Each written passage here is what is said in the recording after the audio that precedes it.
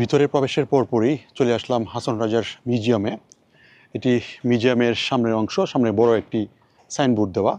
এই যে আপনাদের দেখাই, হাসন রাজার মিউজিয়াম। ভিতরের পরিবেশটা দেখাই। ভিতরে প্রবেশ করলাম, যেটা ওনার ইয়ং বয়সের ছবি, আর এখানে বড় একটি ঘন্টা দেওয়া আছে। আবার ওনার ব্যবহৃত কিছু জিনিসপত্র দেখাই। এই যে এখানে তবলা, একটা হারমোনি দেওয়া আছে। আবার ওনার বংশধরের ছবি, এখানে অনেক ছবি দেওয়া আছে ওনার। এই যে ওনার ছবিগুলো একটু দেখায় আপনাদের। ওনার জীবন বৃত্তান্ত এখানে দেওয়া আছে।